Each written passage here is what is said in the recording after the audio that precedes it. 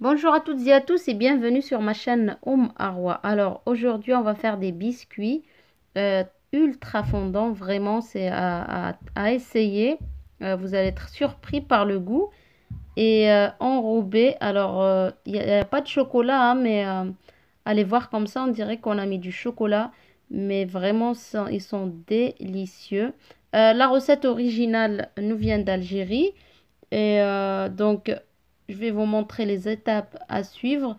Vous allez voir, c'est extrêmement facile à réaliser et vous pourrez faire la forme que vous voudrez. C'est vraiment des biscuits, comment dirais-je, très chic hein, à présenter dans un plateau de gâteau pour l'Aïd, par exemple.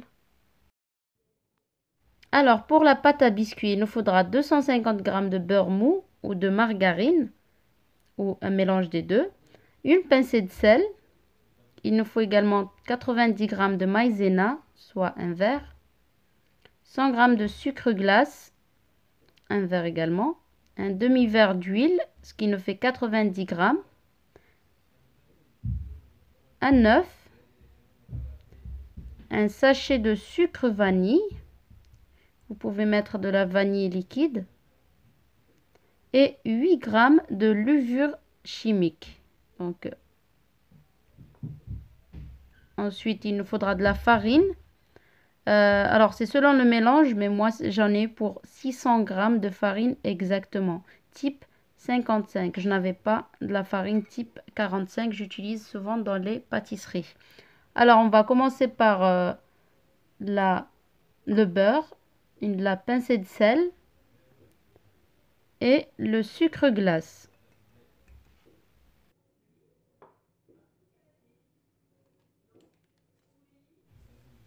On va rajouter le sucre vanille.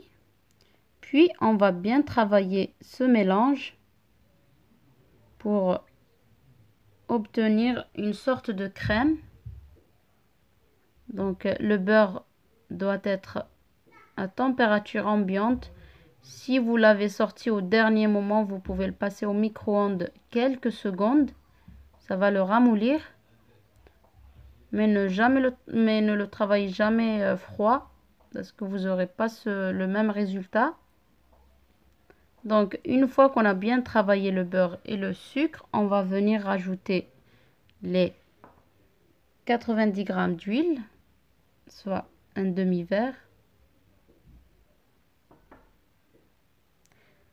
Donc, comme vous savez, les pâtisseries orientales comme ça, c'est souvent à l'œil. On fait tout à l'œil, hein, demi-verre, un verre.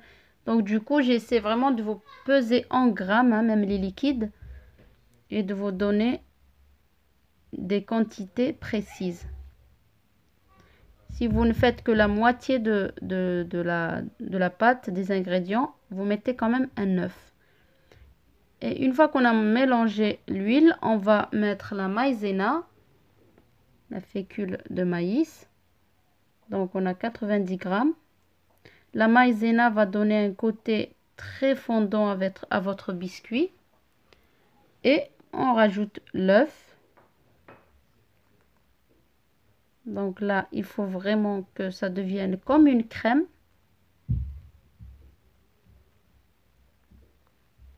Donc si vous le faites dans votre robot pâtissier, vous utilisez d'abord le fouet. Et ensuite, pour mettre la farine, vous utiliserez la feuille, pardon. Parce que il faut pas pétrir, hein, il faut vraiment essayer de ramasser la pâte. Donc là, on va mettre un peu de farine et on met les 8 g de levure chimique. On ramasse petit à petit. Donc là, j'avais pris 600 g de farine et c'était pile 600 g que j'ai utilisé. Donc comme je vous ai dit, d'habitude on fait à l'œil. Et là, la pâte ne doit pas être très sèche, mais ne doit pas couler non plus. Après, vous essayez vraiment de ne pas pétrir, hein. Il faut ramasser petit à petit.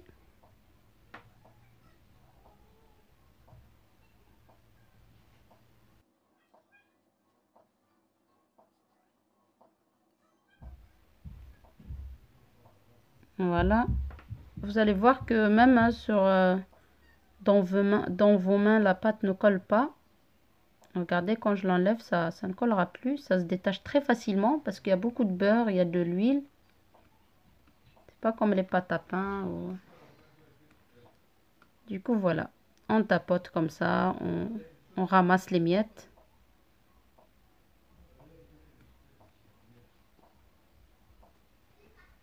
Et là, après les 600 g de farine, je prends une pincée de farine. C'est vraiment histoire de racler comme ça les bords du récipient pour tout récupérer toute la pâte. Et là, une fois que je l'ai bien ramassé, je vais vous montrer. Donc c'est bon pour la farine. Je vais vous montrer la texture qu'elle doit avoir.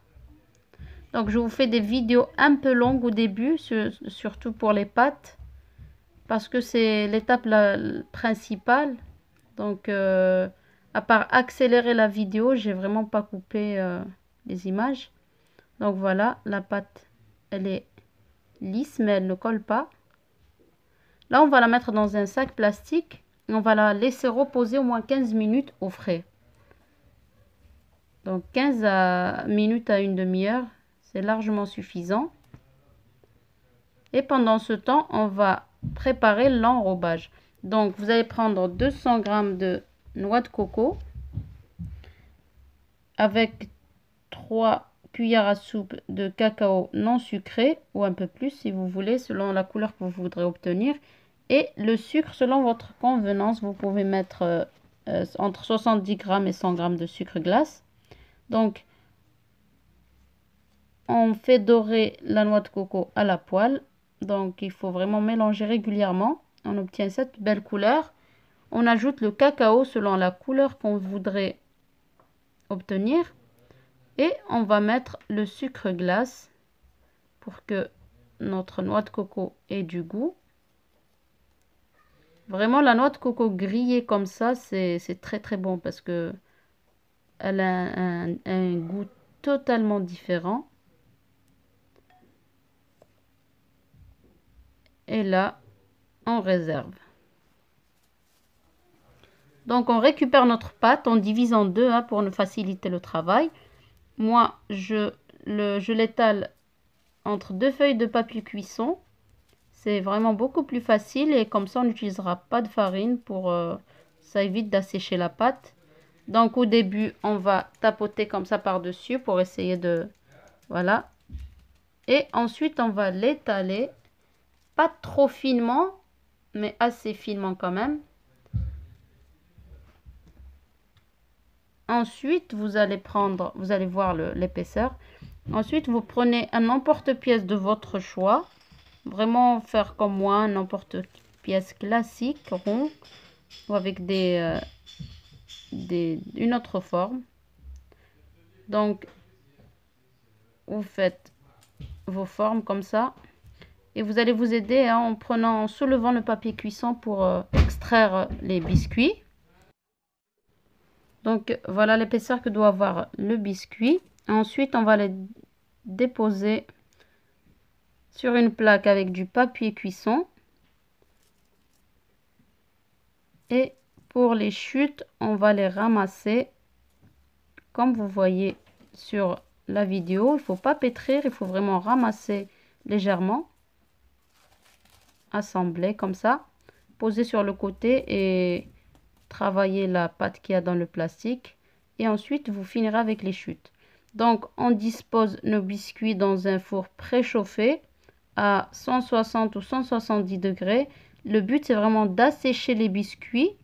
Ensuite, ils prendront une couleur légèrement dorée. Donc, ça dépendra de votre four, le temps de cuisson. Ça peut varier entre 20, 25 minutes, 30 minutes. Donc, vous laissez refroidir et soit vous allez mettre une ganache, par exemple, du chocolat entre deux biscuits. Vous le passez dans la confiture d'abricot sans morceaux et vous passez dans le mélange noix de coco. Ou alors, vous faites comme moi. Vous allez badigeonner un biscuit avec de la confiture d'abricot. Il faut vraiment qu'il n'y ait pas de morceaux. Donc, l'idéal, c'est que vous preniez le premier prix parce qu'il n'y a pas de morceaux. Et on a quand même le goût d'abricot. Et ensuite, vous allez passer votre biscuit dans le mélange de noix de coco et de cacao. Voilà, donc on a ce côté un peu velours. Donc, vous allez le poser sur votre plan de travail et vous allez continuer jusqu'à ce que vous finissiez tous vos biscuits. Donc, j'en ai eu pour 50 pièces exactement. Et pour décorer, vous avez le choix, vous pouvez laisser tel quel ou alors saupoudrer une fine couche de sucre glace ou faire moitié comme ça sucre glace en vous aidant d'un papier. Et pour les présenter, vous les mettez, soit vous les présentez seuls, soit avec d'autres biscuits que vous allez mettre dans un plateau. Vous présentez comme vous le souhaitez. En tout cas, ils sont très chics dans vos plateaux. Et j'espère que la recette vous a plu. Ils sont très fondants, mais ils ne s'effritent pas quand on les travaille. Et vous, comme vous avez vu, la recette est extrêmement facile, très rapide. Donc là, j'en coupe un. Je vais carrément l'émietter devant vous pour que vous puissiez voir le côté très fondant du biscuit. Donc j'espère que vous allez tester la recette. N'oubliez pas le petit like et laissez-moi vos commentaires si vous avez des questions.